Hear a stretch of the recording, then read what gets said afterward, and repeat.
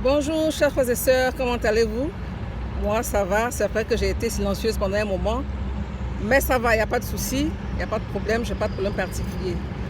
C'était juste un peu de flemme, mais priez pour moi que Dieu m'aide à être beaucoup plus constante dans mes vidéos et tout ça, parce que j'aimerais vraiment partager mon expérience de chrétienne avec vous. Ça fait du bien d'entendre des personnes qui ont traversé des situations diverses dans le Seigneur et comment est-ce qu'elles ont pu se remonter. Et donc aujourd'hui, je vais commencer par le commencement, c'est-à-dire quoi? Je vais vous rendre le témoignage de ma nouvelle naissance.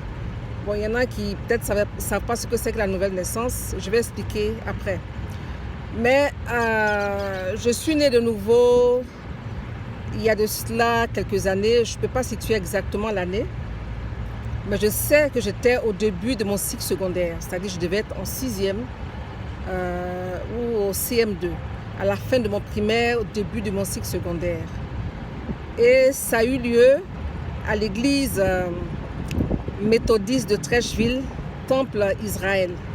Pour ceux qui connaissent Trècheville, ça se situe près de l'école Saint-Jean-Bosco, dans les environs, le petit marché de Trècheville, Saint-Jean-Bosco, avenue 16, rue 38, dans le secteur là-bas. Et donc, l'église méthodiste Temple Israël, il y a longtemps que ça existe. Je suis née, quand je suis née, déjà c'était là. Et donc, c'est là que je me suis convertie et j'étais à l'école du dimanche. C'était un dimanche de Pâques, je me souviens. Là, je peux le dire, c'était un dimanche de Pâques. On était à l'école du dimanche et la monitrice nous a raconté l'histoire de la mort de Jésus et pourquoi est-ce qu'il est mort.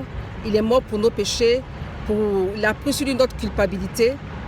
Et j'avoue que ce jour-là, je me suis sentie coupable. Je me suis sentie coupable et vraiment, j'avais l'impression d'avoir fait quelque chose de mal. Et donc, la conviction de péché, j'ai ressenti cela. Et après, nous a amenés à la prière de repentance. Et nous avons accepté le Seigneur pour ceux qui l'ont fait.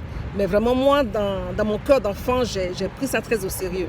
Et la monitrice, je vais dire son nom, c'est une maman qui s'appelle Maman Rebecca Gratier-Lavry.